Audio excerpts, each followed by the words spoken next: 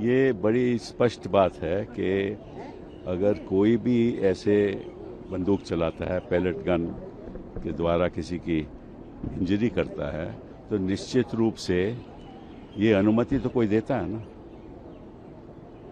हाँ, अगर कोई कहता है कि एसडीएम ने अनुमति दी, तो क्या हमारे गृह मंत्री ने कहा कि एसडीएम ने गलत किया? आज तक कोई बयान आया गृह मंत्री का? नहीं आया ना। क्यों है चुप गृह मंत्री?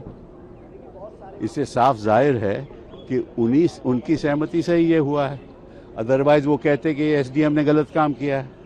एक तरफ तो भाजपा कह रही है कि कोई ऐसा हुआ ही नहीं, कोई पैलेट गन चली ही नहीं। भाजपा के कई लोगों ने ये बात कही ना।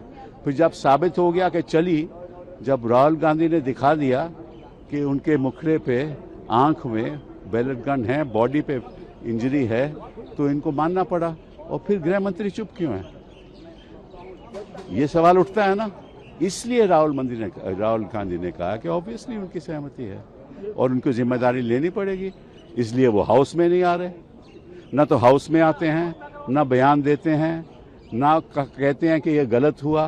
तो ऑब्वियसली उनकी सहमति है। ये लोकसभा में बिल जो पास हुआ, राज्यसभा में टेबल होना है, जडी मिनिस्टर रहे हैं, इस बिल से क्या आगे भविष्य में पेपर?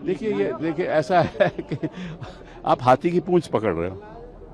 अरे आप बिल पास कर रहे हो किसके लिए? कि दंडित होना चाहिए। इसका मतलब आप मान रहे हो कि पेपर लीक होगा? मान रहे हो ना कि दंडित तभी करेंगे ना कि पेपर लीक होगा। तो आप एक बात तो मान गए तो पेपर लीक होगा। लेकिन सुधार इसका यह है कि शिक्षा की व्यवस्था में बदलाव आना चाहिए। उसके बाद में कोई चर्चा नहीं है, उसके बारे में कोई बढ़ोतरी नहीं हुई। जो फंड है, जो इन्वेस्टमेंट है एजुकेशन सेक्टर में, वो 4% से कम है। 6% होना चाहिए। बाकी देशों में 9-10% है। बेरोजगारी है, इसीलिए तो युवा लोग जंतर मंतर में।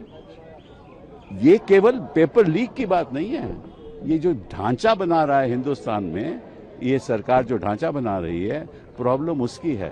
एक सवाल सर और है, आपने जो कि पीसी की थी प्रोटेस्टर्स के साथ, अभिजीत दीपके की मां ने क्लेम किया है कि उनके ऊपर दबाव था कि उनका बेटा बीजेपी ज्वाइन करे, इस डर से वो कुछ दिन के लिए घर छोड़। इसके बारे में मैं क्या कर सकता हूँ?